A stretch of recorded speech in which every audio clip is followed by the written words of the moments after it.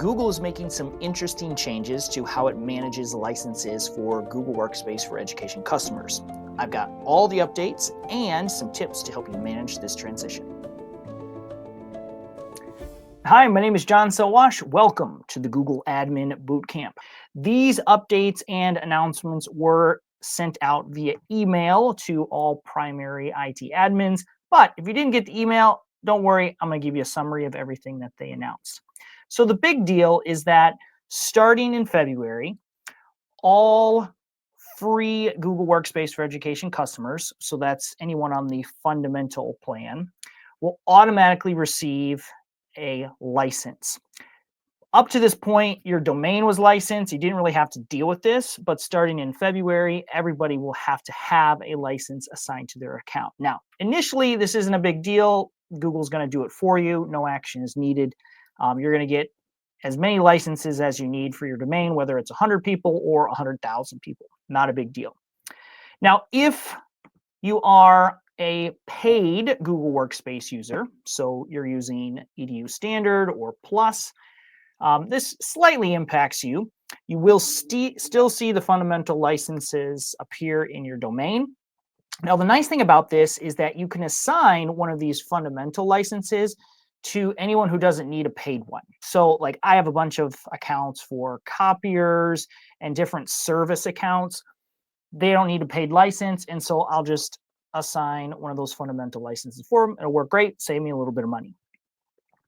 Now, everyone starting later in the year, so really in the 25-26 school year, when you begin adding new students, new staff members, you need to make sure that every single user has a license assigned to them. That can be a free one or a paid one, doesn't really matter. You can automate this process in a variety of ways, whether it's assigning licenses based on an OU or if you're syncing with Active Directory, you can sync your licenses that way. Not a big deal, but if you're on the free account, this is something you'll have to remember, because if you don't have a license, you won't have access to the various Google services. Google is also announcing two interesting special licenses that I think are beneficial. First, they're introducing a Gmail-only license. According to the email they sent out, this is a popular option if you give alumni access to email accounts. I don't think that's super popular at the K-12 level, perhaps at the higher education level. So these users won't have access to Gmail or Drive or Calendar, but they can still send and receive email using their historical account.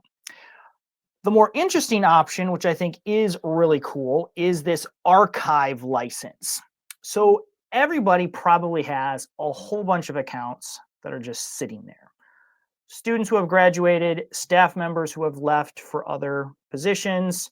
We're not 100% what to do with these. How long do we save them? We can't delete them because we have data retention policies. They're just sitting there. But you really don't want anybody logging into them, accessing them. You just need that data there for Google Vault and the investigation tool. The archive license allows those accounts to remain for historical reasons, but someone can't sign into them. That data is frozen. And so it's a nice option to make sure that you're not opening yourself up to risk by forgetting to suspend an account, but it's still there for Google Vault and other purposes. Every domain will have access to these two new account types starting in 2025. Now, there's nothing you need to do in the short run, but there are a few things you might want to think about as you prepare for these changes. Doing these things now or taking some time to think about them will make this transition a lot easier. Number one, review your organizational units or OUs to make sure that you have a good structure, a tree. This is going to make your license management a whole lot easier. Now, at an absolute minimum, you should have an OU for your teachers, an OU for your students, and I would suggest a user archive. Now, you probably need a good deal more than that, but that's a good place to begin. You also should have a pretty good idea of how many active users you should have in your domain. You may have users who are suspended, mixed in with users who are active, mixed in with users who aren't there but haven't been suspended yet. So take some time to clean up those old users, put them in your archive OU so that, again, you can assign licenses to the people who actually need them. If you don't have it, this archive OU would be an excellent thing to add. I would probably subdivide mine into staff and students. There's several different ways you can manage this.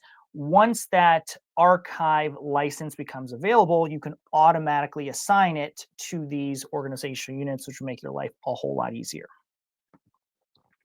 You also should familiarize yourself with the billing tab. This is in the Google Admin Console. This is where you can see your active subscriptions, whether it's EDU Plus or Standard or Teaching and Learning. And this is where you'll also need to assign those fundamental licenses once they become available, and where you can configure your auto assign options as well. Now, you would know all of this if you sign up for my weekly newsletter, the Google Admin Weekly. I share tips for IT admins, helping them use the Google Admin Console more effectively. There's a link in the video description where you can sign up. I'm also going to link to some helpful videos that will help you organize your organizational units, making sure that you're ready for this transition.